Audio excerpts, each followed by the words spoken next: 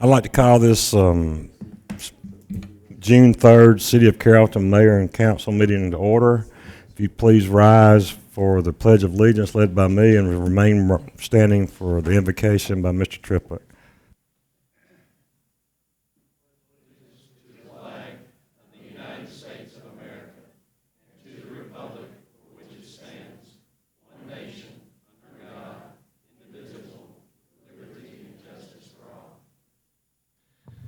Let us pray. Heavenly Father, we come to you today, and we thank you, Lord, for the many blessings that you bestowed on our lives, on our community. Father, as we gather together, Lord, to conduct the business of your city, we ask you to have a special blessing, Lord, on the city and the community of Virginia Beach, Lord, in the tragedy that they suffer. Lord, the City Hall, the local government family, the community at large, God, we come to work every day, we go about our business, and we take so much for granted. Father, we ask you, Lord, those that were lost their life, that you would comfort and heal their families. Lord, those that have been injured, we ask you to touch and heal them, Lord. And we just ask a special blessing on that community up there, Lord. Father, as we gather together, Lord, we ask you to be with the mayor and council. God, we ask you to give them wisdom, discernment, and guidance as they conduct the business of this city. Father, we ask these things in your name. Amen.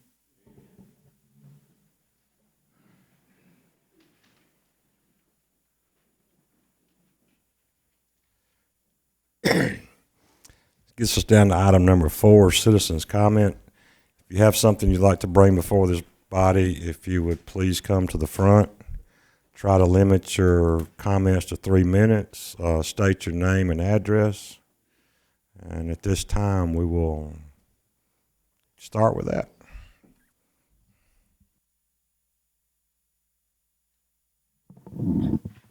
Good evening. My name is Carrollton-GA. I was here last month. I'm working with a committee at the University of West Georgia to do with the recent discovery of the slave cemetery on campus. And we're planning a memorial ceremony around Juneteenth, which is June 19th. And we'd like to get a proclamation from the city to do with that event. So I've spoken to Commissioner Gerald, and he's given me the contact name for that, so I appreciate it. Thank you, Ms. Gray. You said for July, Ms. Gray. July or June? June. What? So you can't do something in the same month? I mean,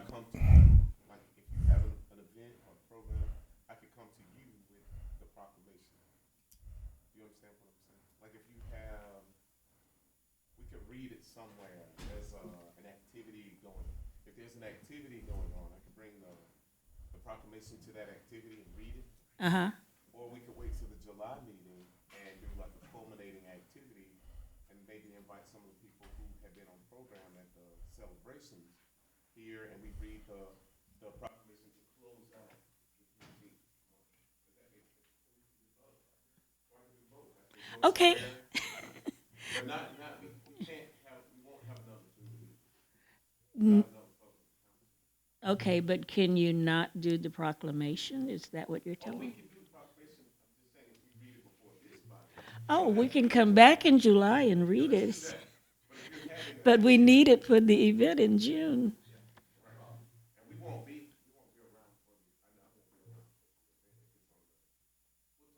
Okay. All right, but I do appreciate the support for this event. It's historic. Okay, thank you.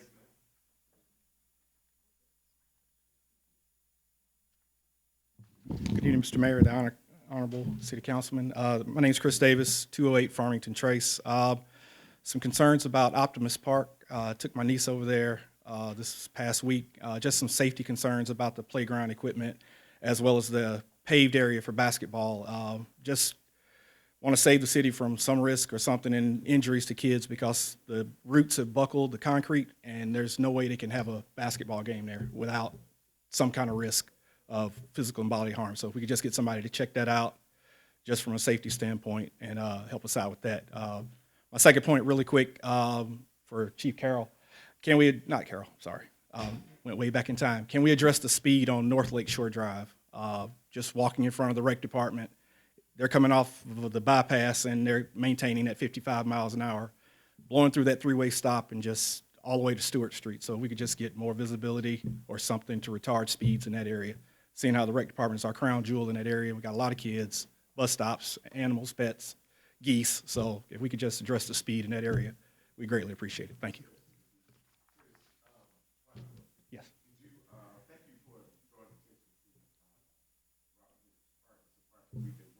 Okay. It's cutting in and out out here. I can, I'm not sure. Oh, it wasn't on. Testing. Can you hear me now? Good. Chris, we have been addressing that part, Robert Hendricks Park. As you note, too, there are brand new bathrooms over there, which I personally designed. It should look like a little chalet. Did you see the front? Yes. Ah.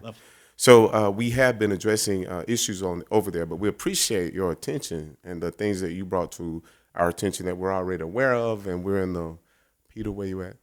We're in the works of working on those things. So thank you for bringing that to our attention, but I do hope you like the bathrooms. Yes. Which Yes. are open every day. Yes, and that's drawing more people there. It's becoming a meeting spot, so just to make it safer for all the kids, all the residents to fully play and enjoy it without having to worry about safety hazards. Just want somebody to check it out and make sure. Can you text me those items as well, like any little I will. bullet I've got some points of- pictures and stuff from Okay, what we good. saw, because we wound up leaving because it was like, don't want to cut, don't want to be burned, those types of And I saw your brother in Walmart. He cornered me too about and he this. So called me at 12 o'clock that night. Thank you, Mr. I Hurd. saw him at midnight. Yeah. Thank you.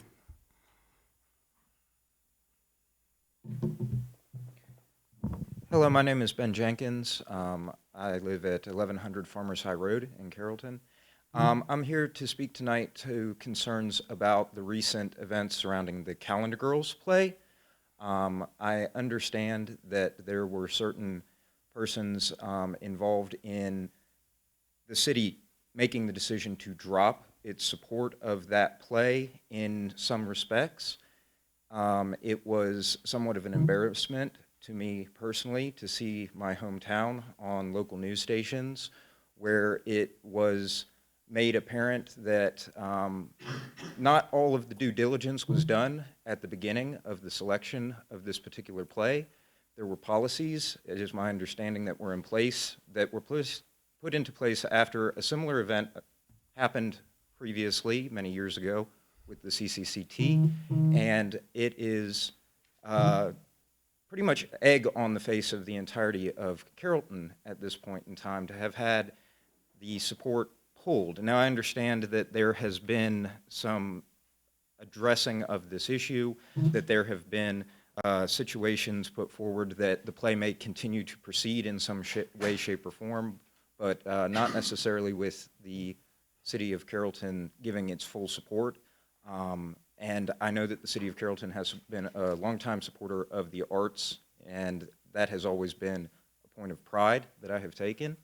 And I just wanted to express my personal disappointment in the handling of this situation from the city's standpoint. Thank you very much.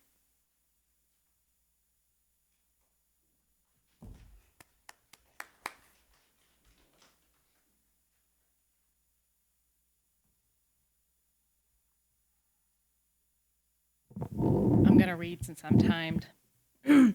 My name is Megan Bennett, and I live at 402 Cedar Street, and I've lived in Carrollton for most of my life. I also want to talk about the issues regarding the Calendar Girls cancellation. There are two issues regarding this, in my opinion, and I want to address them both briefly. Carrollton is a city for people of all ages, not just children. As the mom of a 2-year-old and one on the way, I'm looking forward to purchasing Calendar Girl tickets and having a night out without my children in tow. As an adult, if you don't like the idea of women in bras and underwear, then perhaps you shouldn't buy tickets. It really is that simple. That aside, someone please explain to me how it's okay to cancel a play like Calendar Girls that would take place behind closed doors that you have to purchase tickets to, and we are showing rated PG-13 movies at the AMP this summer, when you can simply drive by and, God forbid, see something horrific. Censorship is not okay, and it does not belong in the city of Carrollton. The bigger issue here, though, is the way this whole thing was handled. If the issue of the play had been brought before the entire council and the council, voted on by the citizens of Carrollton, voted on this issue in an open meeting, I doubt there would have been this big of an outrage.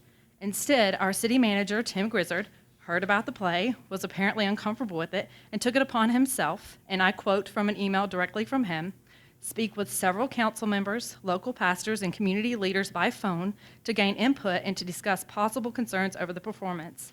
The level of concern varied, but the consensus was to withdraw the play from the upcoming season of city-sponsored performances. Calling a few of your friends that agree with you and then canceling a play for an entire community is not okay. Then stating to the Times-Georgian that the city council approved of that decision is not okay.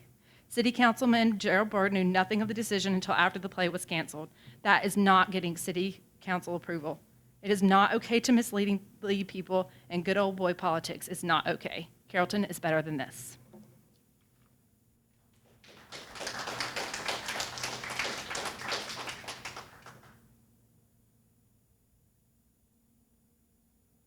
Anyone else?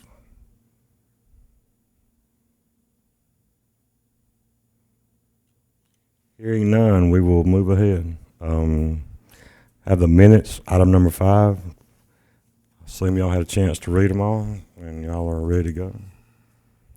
Mr. Mayor, I make a motion we approve the minutes. I have a motion. Do I have a second? Second. And a second. Thank you, sirs. All in favor of approving the minutes as written, please raise your hand. All opposed, motion carries. Item number 6, mayor and council announcements. Anybody got anything they want to say? Yes, I would like to specifically just thank our staff for their hard work. Joel Richards for his fundraising efforts to help at-risk and children with special needs and disabilities. Chief Bearden for his hard work, Mike Green, everybody. Anytime I call on them, they're there, and they're very supportive in not only the endeavors that I pursue, but our citizens as well. And I would also like to recognize Tony Richardson right now. I don't know where he is at. Probably trying to hide. Oh, there he is. He's trying to hide. But Tony Richardson, anytime I call him on an issue, he's like Superman. I mean, it's absolutely incredible that I called him about something today, and I turned and he was standing right there, and it scared me. And it scared my dog. But I think that's the kind of response that we need from our staff, not only for me, but for our citizens as well. So I hope you guys are responding to them the way you respond to me. But I do say hats off to you. And I don't want to sound accusatory in what I'm saying, but hats off to you. And then secondly, I would like to remind everybody that it's hot outside. Stay hydrated, double check your back seats, make sure that there's not a child left in your back seat. And if you know an elderly person or a person who's homeless or a person who's sick, call and check on them, and better yet, go by and check on them as well to make sure that they're okay, because it is hot. So thank you.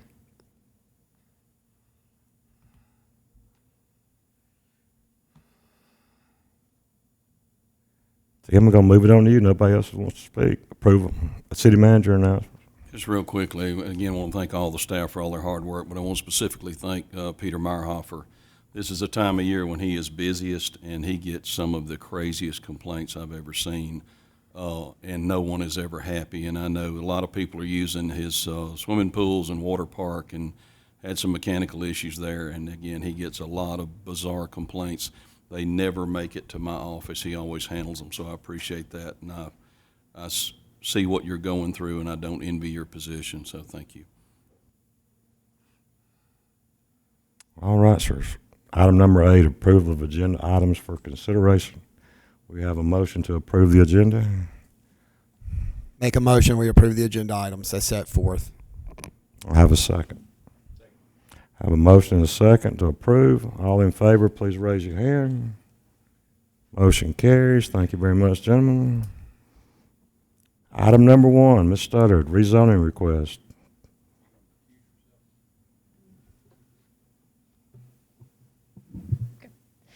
The first item on your agenda is a rezoning request at Maple View Drive. This is in the Maple Street Commons development. The Planning Commission reviewed this request at both their April and their May meeting. They ultimately recommended approval of the request to rezone the property at Maple View Drive for the Villages at Maple from ER3, which is a state residential with 3-acre lots, to a residential planned development to construct a subdivision with 75 single-family residences on 20.13 acres. The following conditions were recommended as part of this approval. Number one, the siding material is to consist of hardy plank and masonry, so no vinyl siding. And then the second one is a moot point at this point because they did provide this, but floor plans are to be submitted prior to the application being reviewed by the mayor and council. Those floor plans are located in your packets. The Planning Commission voted to approve this with a 5-2 approval. I do believe the applicant's here if you have any questions. Do we have any here that wants to speak on behalf of them? Mr. Mayor, members of the council, I'm Joe Fowler. I'm a lawyer in Douglasfield, and let me introduce Stephanie Elliott, who works with D.R. Horton. As just mentioned, the property is located on Maple View Drive. I believe that's a public right-of-way. And I can show you our plan, which this is the north-south configuration. Most of you have seen it this way, but I do it this way to point out that it's located on Maple View Drive. It comes out obviously to Maple Street. There's a commercial area right here that everybody knows about. This is raw land to the east. We're separated from that raw land parcel by a creek. There's raw land to the west, and then in Heritage Hills, we adjoined 3 houses, the Lambs, the McMillans, and the Sanders. And we are pulling back the development for a 50-foot undisturbed buffer there. We got the standard stream buffer along the east. To the west, there's a 30-foot buffer. There are 4, what they are now calling pocket parks, 4 areas where there'll be no homes built. That's here, here, here, and here. And then here is another open space area in this location. Originally, this was approved for subdivision that contained 86 total lots. And then when the economic downturn occurred in the mid-2000s, 2007, 2008, in that range, this 86 single-family unit subdivision essentially shut down. As a result of that, as was just mentioned by Erica, the city rezoned that to 3 units per acre. D.R. Horton, a national developer, has the property under contract, subject, though, to the zoning. It's modified the site plan to propose a total of that number that I mentioned, 75 homes, with an average total lot size of 6,549 square feet. The price range, mid-220s to the 260s. The homes will be between 1,774 square feet up to 3,236 square feet. One of the conditions of the Planning and Zoning Board was hardy plank and masonry. They were going to do it anyway, but that is the condition that, of course, they'll comply with. Pricing varies based on interior finishes. Of course, everybody knows that when you pick a different type of thing than the developer normally would anticipate for that plan, the price goes up. Let me point out one thing, Mr. Mayor and members of the council. During a very long planning and zoning meeting last time, a comparison was made to Windmill Park and this development, with the general discussion being, wow, if this were Windmill Park, that's sort of what we're looking for. So we did some studying. We looked at what Windmill Park provides in terms of its basic zoning, and the lot sizes are essentially the same as what is being proposed here. That's the development that everybody knows behind the Kroger. Lots are very similar in size. The price point is 230s to 280s based on their basic packages, but interior finishes, as someone in the audience mentioned, can drive it up to over $300,000. Same here. If you go for the more customized interior finishes, that could well happen here. And D.R. Horton specializes in responding to the requests of individual buyers to revise the desired finishes for their customers. So when the when this whole parcel came to the attention of D.R. Horton, They looked at the neighborhood. They realized that it adjoins those property owners to the north. So what they did was they reduced it from 8 houses along that property line down to 5. We impact, that is, we border on 3 houses. The rest of the houses, of course, in the neighborhood are scattered out. We understand their concerns that this is going to impact their property values, but these houses will all exit out through the current city street, Maple View Drive. By the way, as you've seen if you've been by there, these streets are in. So we are building based on a pre-approved plan. We've just reduced the density from 86 to 75, and they're building houses that we understand to be in a price point in Carroll County that the county needs based on its current inventory of homes. There's nothing we can do about the fact that the neighbors don't like what's here proposed, but what they're trying to do is to minimize the effect by making an adequate use of this property so that it serves as a buffer between the commercial that everybody knows about here and then the residential that surrounds in the back. This is a decent buffer. It is not an apartment complex. It is single-family residences on 75 total lots. Now, in terms of traffic, that was mentioned last time. We did a traffic study that was provided to the city as a part of the application process. And based on that traffic study, the maximum exiting from this particular development along Maple View Drive in the AM peak is 42 per hour. That's less than 1 car per minute. In the evening, it's 47 cars coming back home to the subdivision. We believe that the feared traffic problem is minimized based on a proper assessment of precisely what the traffic study reveals. Now, we provided pictures of the actual homes that will be built, homes already having been built by D.R. Horton, as well as floor plans for each of the homes as well. As I mentioned, there'll be the 4 pocket parks in the amenity area, and D.R. Horton has agreed to connect the new subdivision to the Greenbelt. That was not initially a part of the application because we don't own the right-of-way to get from where this development will be over to the Greenbelt. But the city has agreed to give us the right to work within the city's already owned right-of-way for this particular development so that we can get to the Greenbelt. They'll pay the cost of that. Street lights will be provided as required by the city code. Sidewalks will be constructed on both sides as required by the city code. A mandatory HOA will maintain all the common areas. D.R. Horton does these things all the time, and they understand what is required to be maintained by an HOA. The developer will maintain it until it's turned over to the homeowners association. Now, certain neighbors expressed concern about stormwater control, and it was explained at the P&Z meeting by Tommy Holland that all current and all revised stormwater management regulations must be met and maintained by the developer. That is, even though there may be some initial work having been both designed, and I'm not sure what exactly is constructed on these 2 detention ponds, but the current regulations, whatever they are, will be required before the city grants a single building permit. And not only will it be required, it's got to be bonded so that the developer will ensure that the stormwater concerns that were expressed by 1 or more gentlemen who were in the audience in the April meeting, that all of those will be met. The point I want to make concerning that is D.R. Horton and their engineers know all about the requirements, what they are, and they also know about the legal liability because of stormwater issues if the requirements are not met.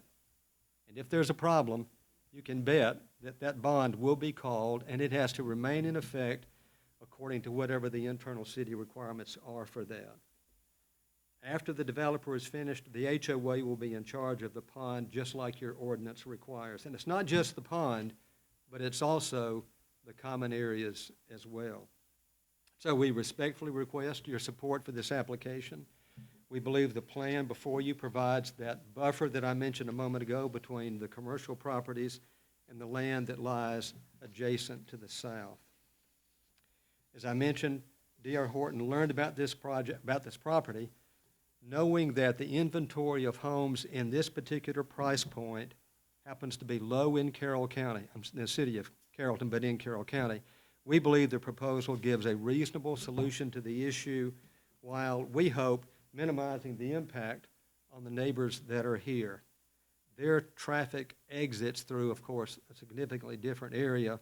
We believe the traffic issues are met. We believe their desire for the type of housing in the Windmill Park area. This is a picture of what is provided in Windmill Park, and if you look into your package, you can see a design of ours that is very similar to that as well. We are here to respond to any questions that you may have. Stephanie can drill down into the specifics if you'd like to hear those, but that's the basic presentation, Mr. Mayor and members of the council. Thank you, Mr. Fowler. Thank you, Mr. Mayor. I had a question for you. Yes, sir, Mr. Burke. There are, I actually have about 4 points. The first one is, have you considered berm and buffer between this development and the existing development, which is Heritage Hills? Is there any type of separation between this neighborhood and that neighborhood? Do the retention ponds exist now, or are you going to build these retention ponds? And if they exist, how do they look? And I wish you had a visual for us to see what this property looks like now in its current state. Maybe you do. At my chair. Mayor. Oh, okay. I think that it might help your argument a little bit more. Around. Why not? We'll give it to somebody. Come on and come around. I mean, we don't bite. Oh. That's why I said we need an Elmo in here, too, so we can have a device that you slide that into and it just instantly pops up there.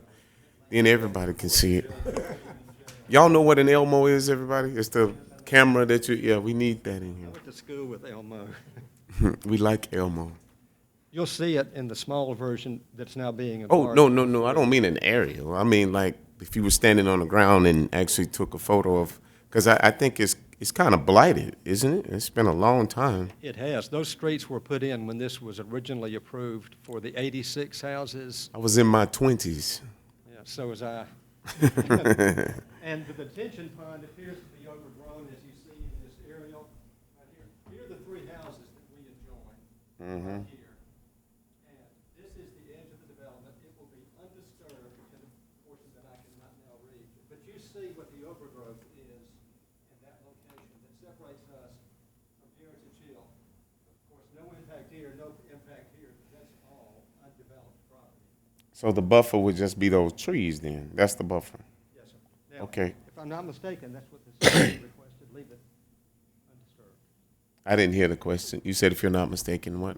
It's my understanding that we were asked just to leave that undisturbed, so there was no talk about a buffer and putting a fence on the top of it. So what we see, the excavation that we see right now is all that's going to occur?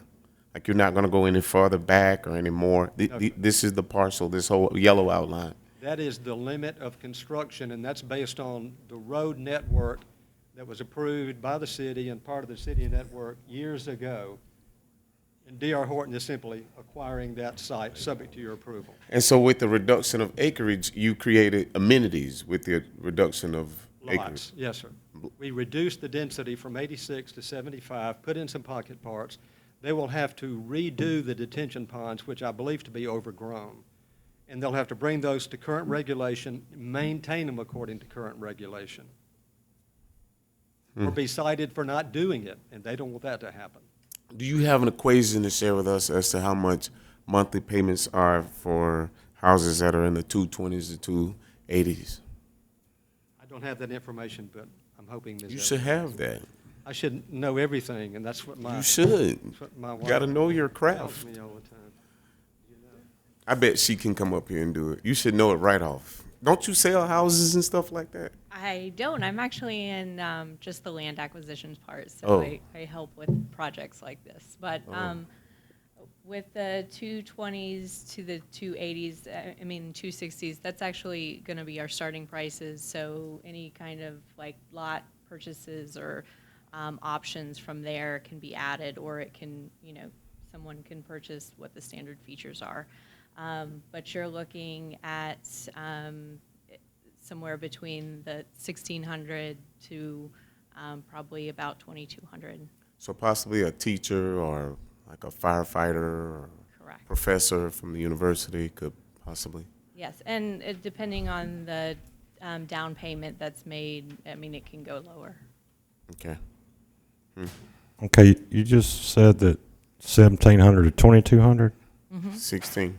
I thought Mr. Fowler said 17 to 32 That's talking square about feet. price. square feet on the houses. Correct, yeah.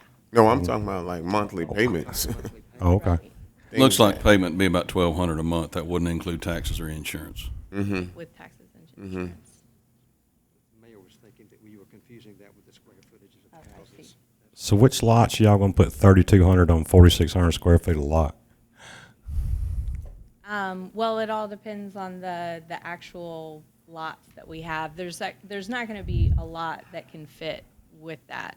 That's why we have so many plans, because of the lot fit conditions. The lots are, they're not very deep. So that's another reason why if you actually stretch them and make them larger, that's really not going to make too much of a difference because they're so shallow. But there are some basement lots over by where this retaining pond is that are going to be a little bit deeper. So the houses will be, they will fit within the build guidelines or the building box, but they're just going to be a little bit deeper homes. So some of these homes that are a little bit deeper in basement homes, you could fit something like that on. Would push you up to 3,200 square feet on a 4,600 square foot lot. Well, actually, our average is 6,500, and it goes to 20,000 square feet for a lot, so.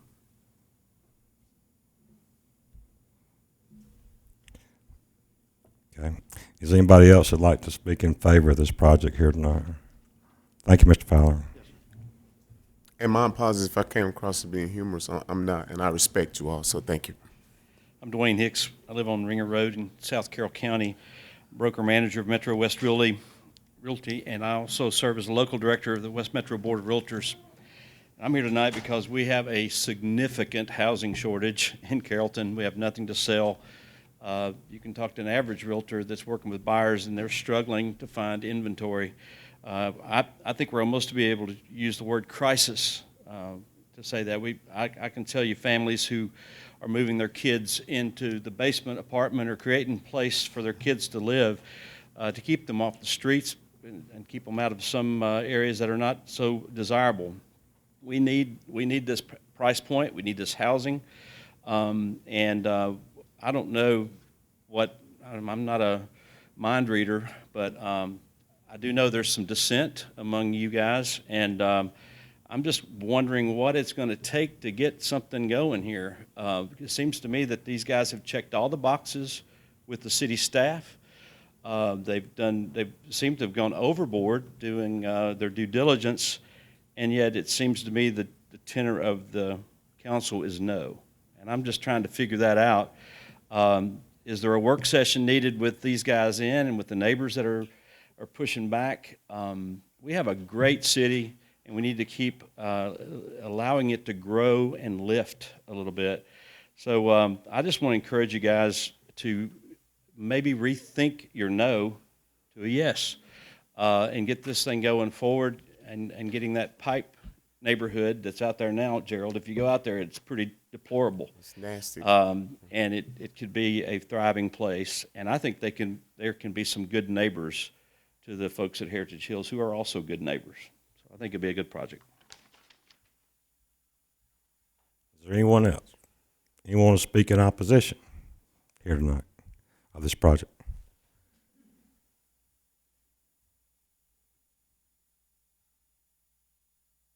Good evening. My name's Rick McMillan, 114 South Old Hickory Trail. This backs up to my property. Addressing a couple of the comments made previously in favor. At the last planning and zoning meeting, the reaction wasn't wow, these look like the houses in Windmill Park, we'd love that. The request was, what is your target audience? Who is your clientele you're going after? And what we've heard is, oh, we're going to go after new home buyers. We're also going to have a $500,000 house. We're going to look for professors. We're looking for retirement families. The request in that meeting was, we want the type of clientele that Windmill Park is pursuing, and that is the retirement community, that you don't have to worry about moving into the house and then in 1 to 2 years selling the house and potentially that neighborhood taking a downturn. The quality of these houses, the potential quality, is they're going to have some issues. I've got a construction background. I'm in residential construction currently, and we actually went out to one of their developments and looked at it. It's about 2 to 3 years old. The houses that are within a year, they generally look pretty good. They're on the street. They've got a little nicer quality. But when you turn the corner into that neighborhood, you start noticing that trim's already started to rot out. The paint has already failed. If you go online and start looking at some of their reviews, just a quick search, you can find 800 reviews on either management of warranty issues or execution of those warranty issues. So some of them, they're almost non-responsive or push it down the road. And then there's a lot of water management issues on those properties based on what we've looked at. The other comment was that they've done their due diligence and gone above and beyond. The last 2 planning and zoning meetings, I've specifically asked to see some additional information on floor plans. Sounds like they provide that to y'all, but not in those meetings when they were initially requested. Some of the landscape buffers that were requested, if they would, put something in there to give a buffer to Heritage Hills, or there's another neighborhood, I believe it's Greenwood Estates, that buffers up to this. There's approximately 5 properties that meet that. And the response was, there's already trees there. Welcome you to come out and look at what trees there are. There's a bunch of small pines that will have to be cut down to redo the silt fence that's there. So the landscape buffer is still a major concern, especially if it goes into production. And then third, D.R. Horton, I believe, stands to make quite the profit on this. Back when the development first was approved, it was a master plan. There's 18 acres next to this 20, and then across the street there's another 26 that's owned by the same or a sister company of the company that currently owns the land up in Marietta. But it was a master plan kind of developed the entire area. Now D.R. Horton's stepping in to develop one piece, and my concern is once you open that door, you may have another developer who comes in who wants to build something that's a lower quality, and how do you tell them no if they have a proven point that you let somebody in to do this? But when it was initially sold, I think the property sold for $1.4 million. Economy took a downturn, went into foreclosure, went back to the bank. The company that currently owns it appears to be a kind of a shell company. They bought it for $320,000. Last year, they had it on the market for $1.2 million, so I assume they're still in that market. D.R. Horton's looking at this. So comparatively, initially sold for 1.4 with no infrastructure, no grading of the lots. The trees were still there. Potentially they're buying it for 1.2, and it's got streets and infrastructure already in place. The lots are graded. So I assume that they stand to make a higher profit on this development than they would on any others. I also assume that since they are one of America's largest builders, they know exactly how much it's going to cost to build every single house. Assuming they make 5% and they sell it at $200,000, 5% net, they're making $730,000, and I would be willing to suggest that they're going to make closer to 10 or 12% on each house. I may be falling short there. They are a production-based builder. Myself and my brother, we are value-based builders. We're more concerned with our client and providing what they're looking for. And as a production, your concern is profit and completing these projects. But I honestly feel that D.R. Horton has had the opportunity to talk to the community about different things they could do, and they have not brought any of those to the planning and zoning meetings until now. Now they're trying to answer a couple of quick questions and put a bow on it and get it approved. So I'm in opposition to this, and I'd just like for you to consider that as well. Thank you.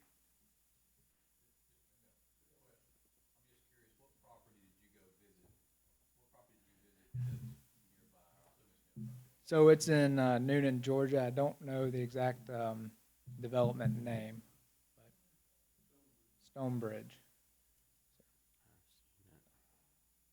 Does anyone else want to?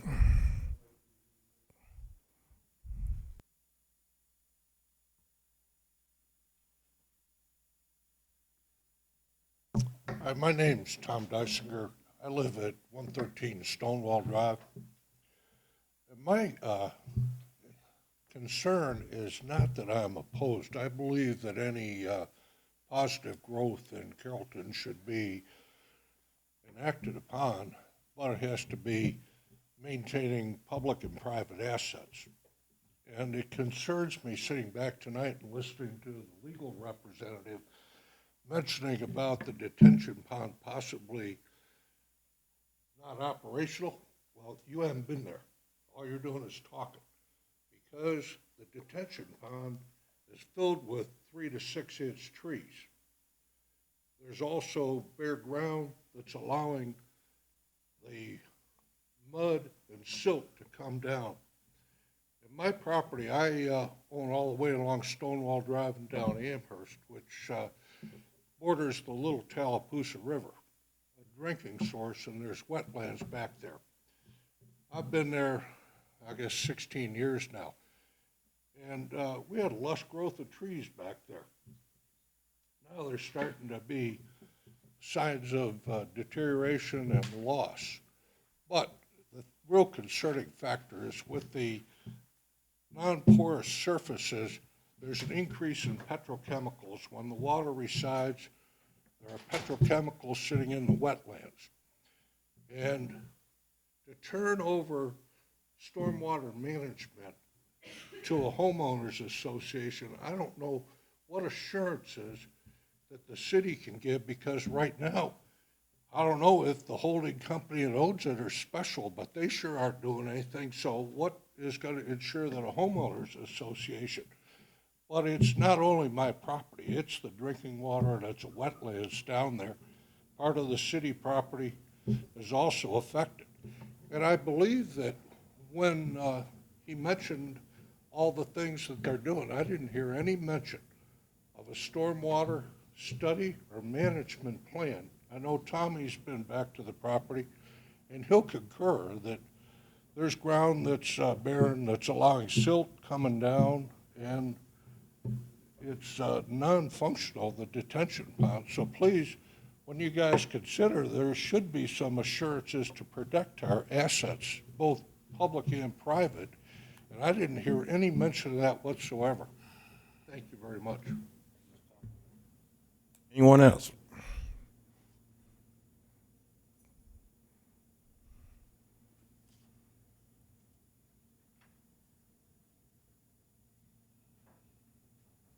My name's Robert McMillan. I live at 129 South Old Hickory Trail. Just wanted to point out one thing. They mentioned some nice things. We've got amenities. We've got these pocket parks. The one we went and looked at Noonan was a lot that they didn't put a house on, flat with grass, had a trash can right in the middle. Sounds great. Pocket parks, going to be great. Reality, it's nothing special. It's an empty lot. Thanks.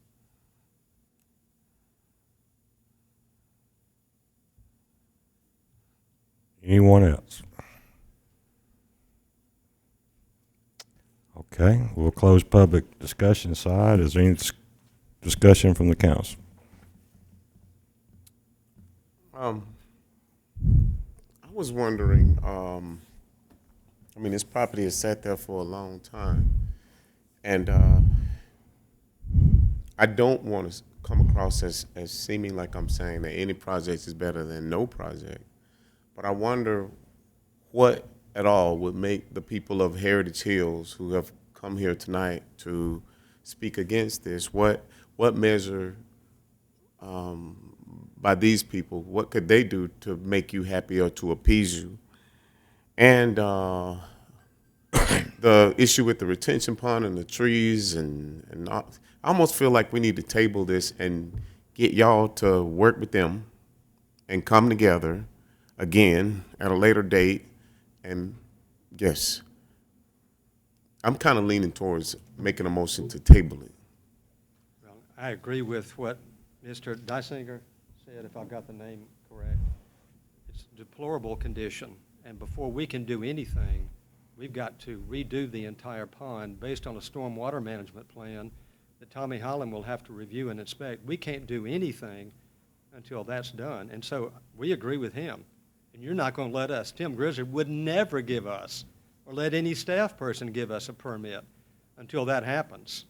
So if it stays that way, he's going to keep having a problem until somebody develops it with a number of lots that you guys will approve. It's going to stay that way. The solution to the problem is let somebody go in and do what law requires us to do. But we want you to build a quality product if you build here. We're better than that.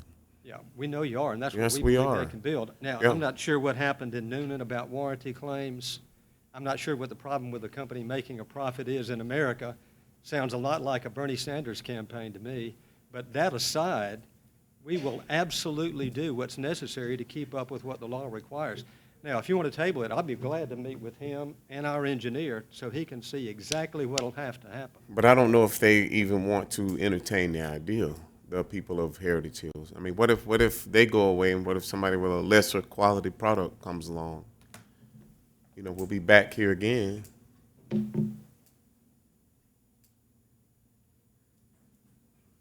I don't know if we can play the role of mediator. I'm not trying to be a mediator here. I just want to. Yes, sir.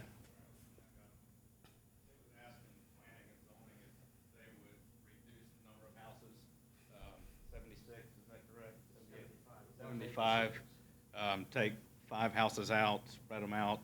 At the last planning and zoning, they came back and said they have no interest in reducing the number of houses that they currently have. So the concessions are not much. So, that would have appeased planning and zoning if they had taken out the 5 houses that you're referring It would have to? helped with Heritage Hills. I mean, ideally, what Heritage Hills would like are same size lot sizes to all the surrounding neighborhoods. And again, the larger concern is not necessarily, it is D.R. Horton, but the potential of they're only building 75 houses. There's 18 acres beside it. There's another 24 across the street. You could have 200 some odd plus houses if the zoning goes through at the current lot size. And sir, would you take out 5? So you guys did not want to take out 5?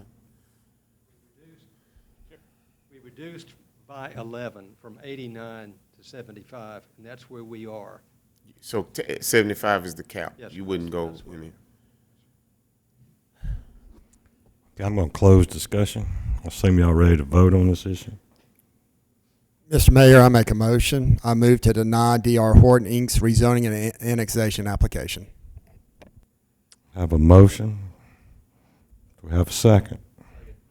Motion and a second.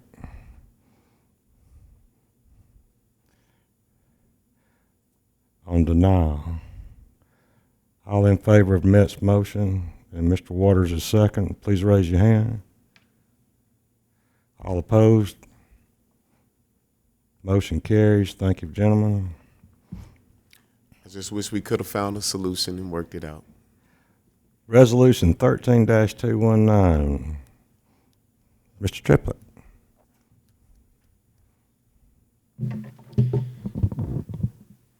Thank you, Mr. Mayor. The memo in your agenda material for the meeting tonight talks about that we recently took bids for property liability insurance beginning May 1st through April 30th of next year. Jim, can you hang on one second? Yes, sir. We've got a lot of people Oh, I'm sorry. meandering around. So. Did not know. That's all right. Apologize.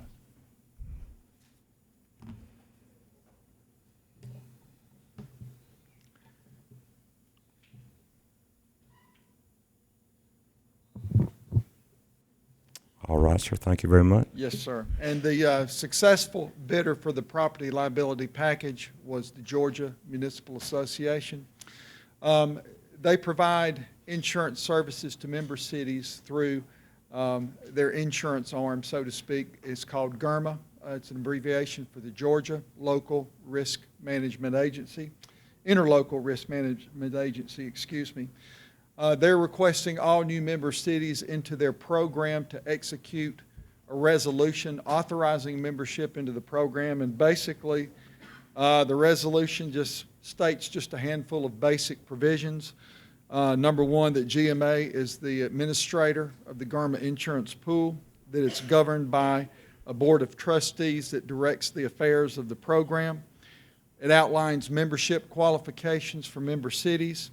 It specifies that the initial membership period is 2 years, and then after 2 years, any member may withdraw after giving a 90-day written notice. After that, membership in the program can be determined on a year-to-year basis by member cities. Obviously, the city has to pay all required premiums and deductibles, and also the city is obligated to follow loss reduction and prevention procedures as established by GIRMA, and that the bylaws of GIRMA are developed by the GIRMA Board of Trustees. And those are the basic provisions, and your execution of the resolution would just be our recognition and acceptance of these provisions. Anybody got any questions? Sounds kind of cut and dry. Have a motion we accept. Resolution 13-219. So moved. Have a motion. To have a second? Have a second. Thank you, gentlemen. All in favor of Resolution 13-219 as presented by Mr. Trippett, please raise your hand. All opposed? Thank you, gentlemen. Mr. Jim, FY 2018-19 budget amendments. Thank you, Mr. Mayor. We have 3 budget amendments that we would submit tonight for your consideration and review. The first amendment is FY number 1902. It regards the sanitation fund. The amount of the amendment is $217,800. What this is in reference to is a street sweeper that was actually, you appropriated the money for and was ordered in FY 18, but the equipment was not delivered until this current year, FY 19. And so basically, this amendment matches the time period where we bought the equipment and our capital lease pool reimbursed us for that. And so it's a timing issue on that. The next amendment, FY number 19-03, relates to our special revenue fund, local transportation, our LMIG, our street paving, street striping fund that we do some work for. This is primarily state of Georgia funding. The amount of this amendment is $573,497. You see that part of this fund balance, $283,221, this is prior year grant revenues relating to the year before last that has not been spent. And then current year grant revenues of $290,276. And so we actually have started spending this money. We've processed 2 or 3 invoices, pretty close to $100,000. But this just authorizes this grant revenue money from the state of Georgia to be spent by you. And that's what that is. The last amendment that we would ask for your consideration, amendment number FY 19-04, relates to the Carrollton Convention and Visitors Bureau. As you know, we are working with the CVB Special Revenue Fund to draw down reserves in that fund to fund city marketing, branding, public relations campaign. The way the flow of the money in this process works, the city originally spends these funds through Department 754 in our general fund, the CVB. And then the CVB Special Revenue Fund reimburses the general fund for these expenditures on a monthly basis.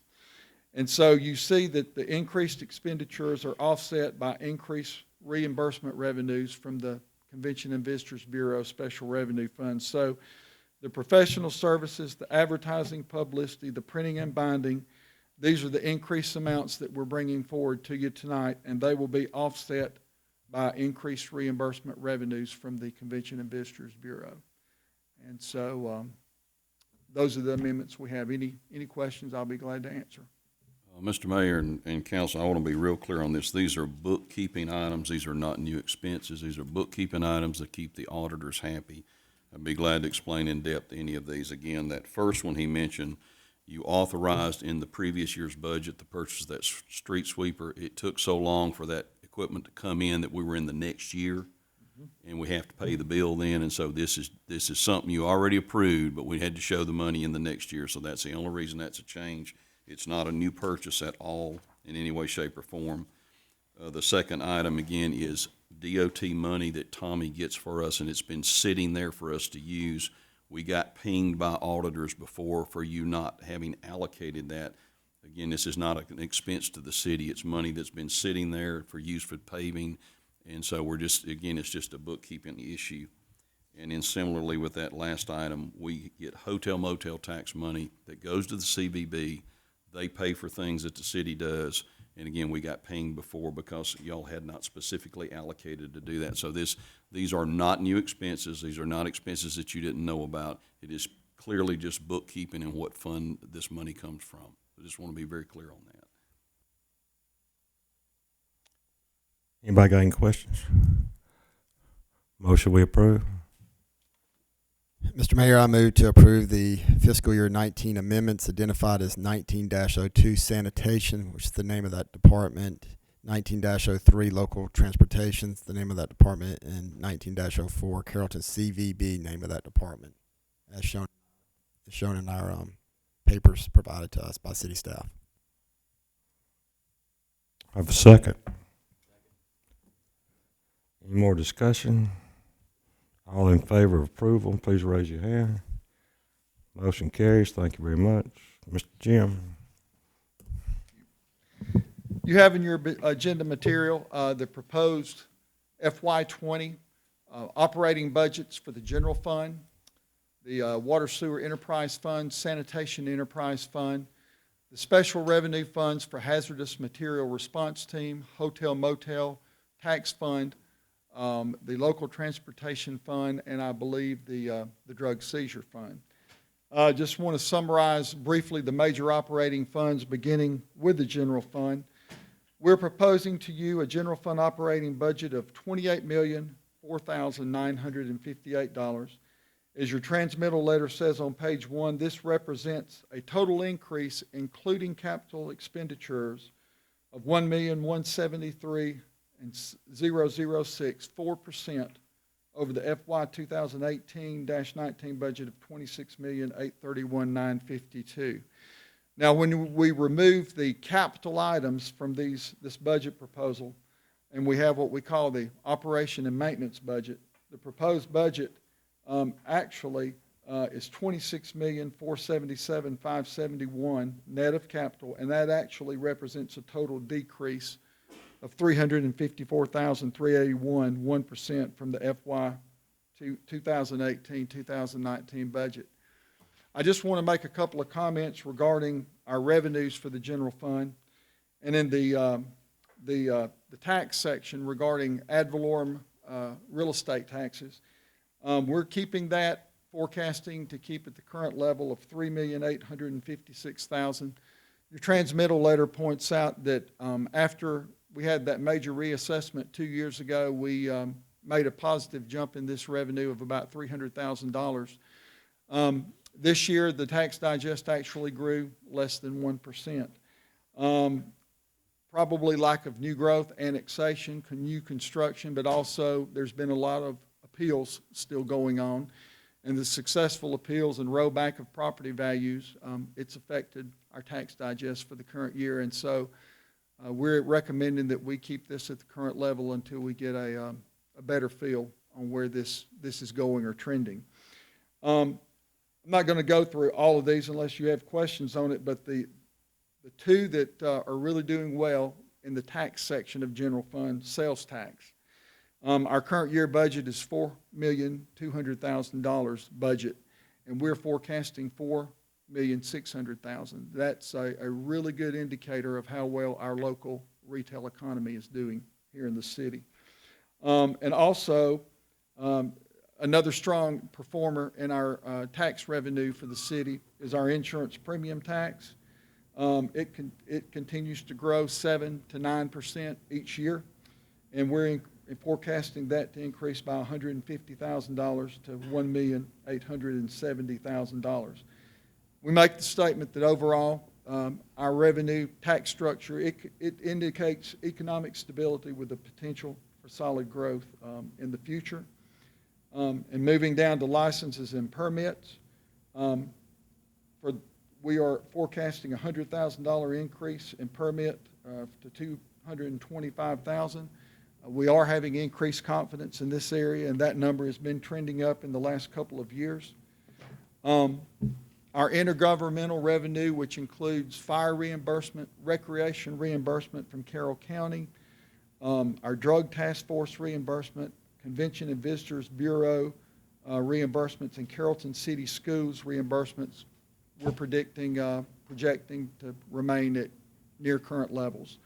Our charges for service, indirect cost allocation, forecast to increase slightly by $22,000, and that's a computation that we make after we put all the budgets together. Our cultural arts revenue, our recreation department revenues, they continue to show healthy revenue numbers and increases. More and more people are utilizing our programs in the recreation and arts departments, and we anticipate that to continue. Our fines and forfeitures revenue, we're keeping at the current level of $1.1 million. One thing that I'm excited to bring forth is investment income. You'll notice that it's significantly increasing to $250,000, and after many years, the eligible investment options for local governments are finally starting to yield higher rates of return interest rate-wise, and so we're getting into a position where we can move reserve money to money market accounts, to CDs that's fully insured and collateralized, and we're fully expecting to get higher rates of return on our investment of idle funds in the coming year. Our rental revenue for the depot, the amphitheater, our recreational facilities, our arts facilities continue to be strong and growing each year. And we get down to the fund transfers. As we've talked about in recent years, this is the salary and benefits reimbursements to the general fund from the sanitation fund and the water fund, and also the fund transfers. And as we've said in recent years, we only budget what we actually need. We only transfer what we actually need to balance the general fund budget, and that is the same policy that we're proposing for this year. On the expenditure side for the general fund, and this same things go for the water fund and the sanitation fund, we are proposing a merit-based cost of living allowance, and that will average 3%. We're forecasting group health insurance to rise 8%. And our city retirement contributions, we are expecting to be at the current levels or a slight increase. We will get those numbers as we get on into the fall. The property liability insurance, the GERMA resolution that you just approved. Because of this, when we accepted the bid from GERMA, we increased our deductible on all lines of coverage from $2,500 and $5,000. On some lines of coverage, we increased everything to $10,000. That allowed us to keep our insurance premium at the current level. Actually, it decreased by about $4,000 or $5,000. And so we're in a very good position financially that we can absorb these increased deductibles. And we're looking at, if this $10,000 level works well this year, we will look at the possibility of moving to a $25,000 deductible next year, and we will have even more savings on our property liability insurance program. Our energy costs, whether it be gasoline, diesel, electricity, natural gas, that continues to go up and down, and so we give a best guess estimate on that, and we'll continue to monitor that and keep that as accurate as we possibly can. On page 3 of the transmittal letter, general fund highlights.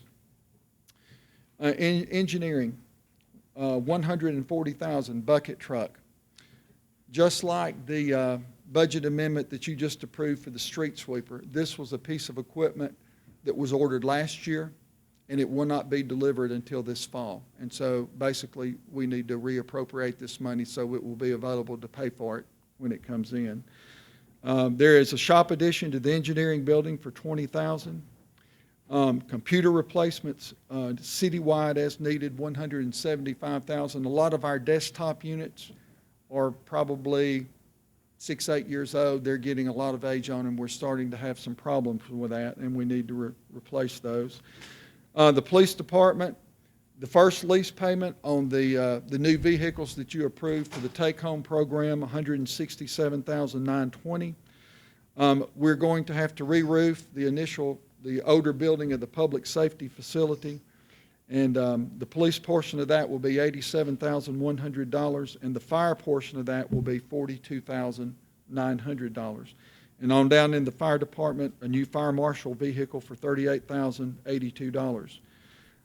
Moving down to the streets, as it's been in the last few years, $500,000 for street repair, paving, and maintenance, and that $500,000 is funded by a fund transfer from the sanitation fund to the general fund. In recreation, we have $192,000 of vehicle replacements, 3 vans, 2 pickup trucks, 1 service trucks. In Peter's budget request, he took pictures of all these vehicles, and I can personally attest they have seen their better days, and he's gotten about all he can get out of those, and so they're very much needed. New positions that we're proposing, a project engineer in the engineering department to handle increased workload there. Staff accountant in the finance department. Most of you all know we've had Debbie Cook working with us on a part-time basis for the last 2 or 3 years. She is retired, and we're very happy about that, but our auditors for the last 2 years are telling us our workload in the accounting department, as specifically relates to audit preparation, is getting to such, it's getting more and more each year, and they're recommending that we hire a full-time staff accountant to help handle this increased workload. Finally, for the general fund organizational highlights, we have set up a dedicated marketing public relations department to coordinate the printing, the marketing, the advertising, the branding efforts of the city. The vast majority of this is not new cost to the city. We're budgeting this. We just simply moved it from existing departments into this new department. And I think everyone can attest that this new department is working very well. And then in general administration, proposing to fund an additional solicitor position to the state court, $100,000. So basically that summarizes the general fund, and I guess before we move on, I'll answer any questions you may have. I don't have a question. I just want to make a comment. I think it's incredible that the general fund operation and maintenance budget is basically 1% less than it was a year ago, and I want to thank the department heads for that. I want to thank the mayor for that. He's been vigilant, and he's been basically a budget hawk from day one. That it's incredible that we basically are cutting, or the general fund's being almost cut by $800,000. So to the department heads and to you, Jim, and to our city manager, thank y'all for your hard work. That's very impressive to me. And to the city, I'm sure the citizens of Carrollton appreciate that too. Thank you, sir, very, very much. I want to make a general comment about all 3 funds. I know y'all don't enjoy me talking about reserves, but our reserves are good. I won't go into the amount, but I will tell you they are, and they do vary from month to month through the year because revenue varies, taxes and such. But our reserves, the numbers I looked at today are from the end of April. Again, those numbers lag a little bit because it takes a little while to put them together. But our reserves are higher this year for this month than they were last year or the year before or the year before that. So as much as we build, as much as we do, we continue to trend upward. So I'm very proud of that. So again, we have very little debt, a tiny amount of debt for a budget this size, and we have, very healthy reserves. On page 6 of the transmittal letters, we move toward the Water Enterprise Fund. We're proposing a budget of $18,448,083. That represents an overall decrease of $1,910,146, 9% from the 2018-19 budget of $20,358,229. And that's basically, we're removing the retention storage water pond that we had been proposing across the river from the filter plant. That's still in the process of being engineered and permitted. And as Tim stated in his transmittal letter, at the time all of that's obtained, we will put that back in the current year budget and go forward with that. But that's the main reason for the decrease on that. As far as the salary, the merit-based COLA, it's the same 3% as it was for general fund. 8% increase in group health insurance expense. Retirement contributions, same levels as general fund. Our indirect cost allocation expense for the water fund, the salary reimbursements to the general fund, the funds transfer, they are very similar to current year. The water fund highlights, the filter plant, we are proposing $828,000 for some infrastructure work there. That includes alum pumps, membrane modules, painting the pipe gallery, and boiler work upgrades to our water filter plant. Our upkeep, systems upkeep, $45,000 for shop roof replacement.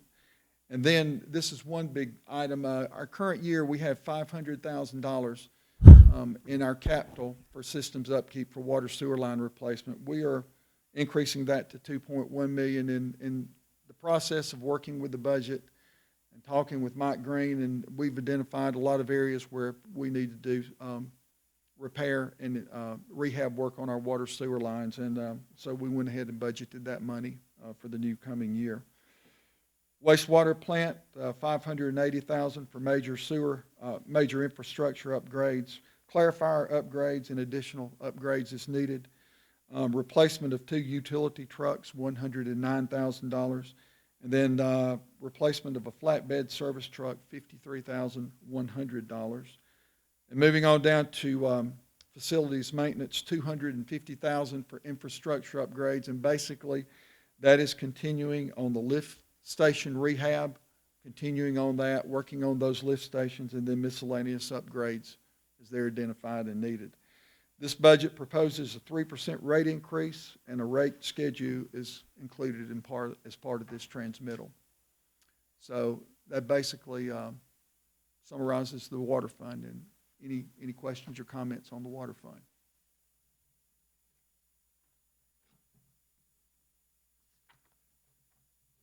Again, if you don't mind me commenting, and I don't Sure. drag this out, Yes, sir. there's a lot to do with a sewer collection system and all the neighboring towns that suffer from wastewater issues. It has to do with the leakage of rainwater and stormwater into the sewer system. Mike's got a crew that does nothing but televised lines. You'll see them, they pull a trailer with TV equipment in there. It's about $100,000 worth of equipment. They're constantly looking for these leaks. They're constantly finding those leaks. When I came here in '04, our plant's permitted for 7 million a day. It was running at about 6, 9, 8, so it was out of capacity. The peaks, it would flow 22 million. The basins would overflow. So Mike and his guys have worked and worked and worked, and we spend over $500,000 a year, sometimes approaching $1 million a year working on those sewer lines, and it's a great investment. It's way cheaper than building new plants.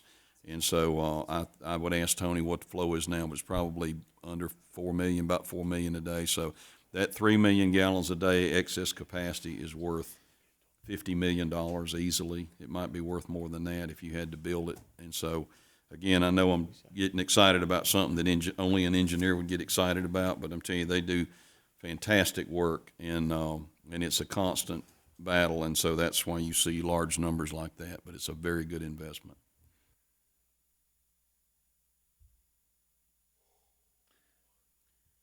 On page 9 of your transmittal letter, the Sanitation Enterprise Fund, we're proposing a budget of $5,548,836, represents an increase of $368,551, 7%. Over the current year budget of $5,182,085. The big increase in this fund is a $100,000 projected increase in landfill expense. Our tonnage is going up every year of what we take to the landfill, and so that has to be budgeted and planned for.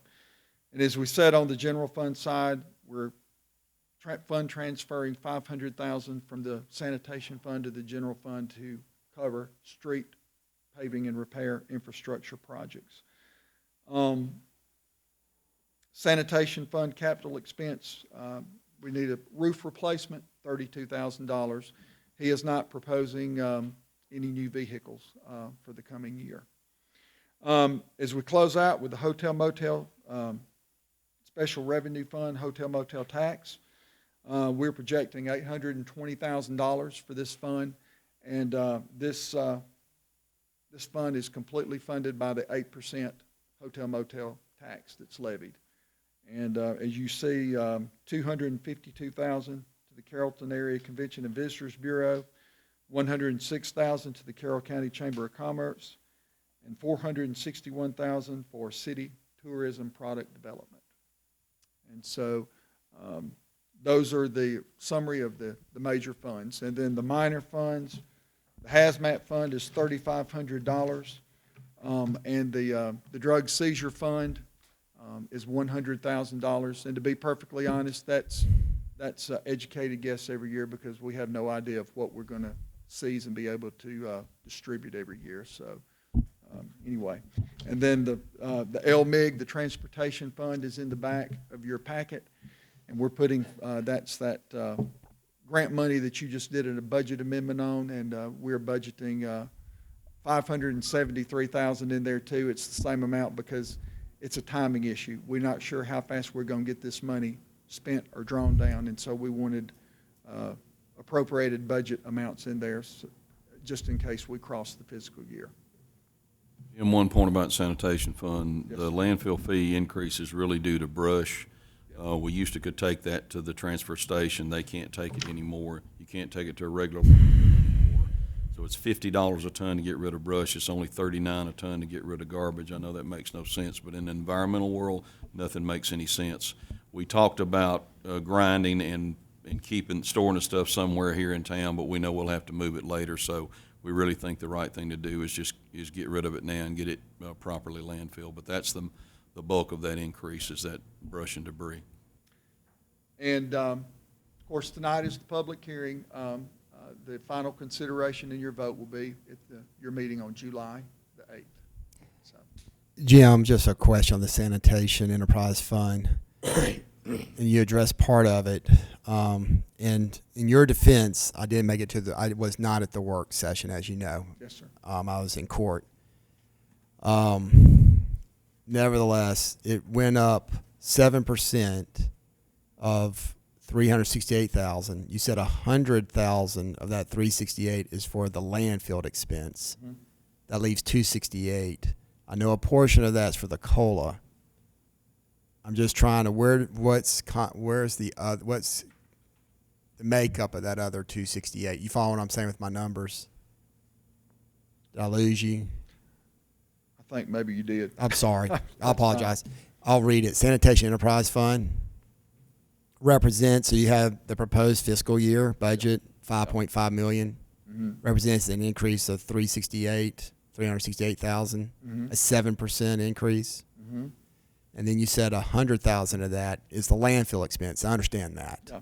So now it leaves a balance of $268,000. And I'm just trying to figure out, I think you said a portion of that $268,000 is because of COLA, which I understand that. Yeah.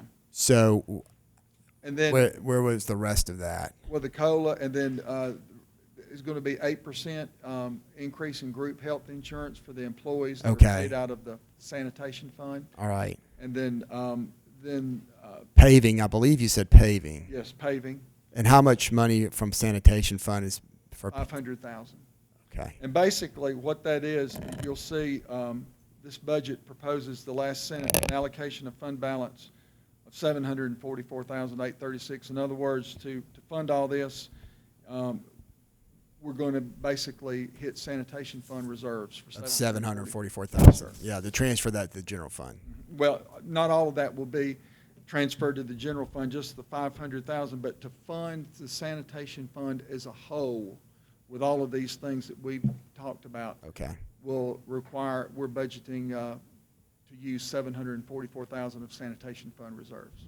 Well, I understand. Okay. Yes, sir. Thank you. And you've gone over that with me before, and I'm sorry. I just want to clarify it. Yes, sir. Thank you.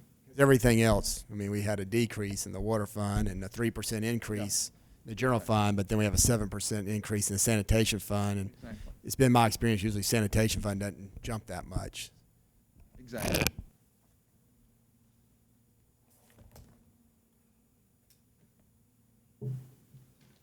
Any more questions? Thank you very much, Jim. Thank you, sir. At this time, I would entertain a motion to adjourn. Have a motion, have a second.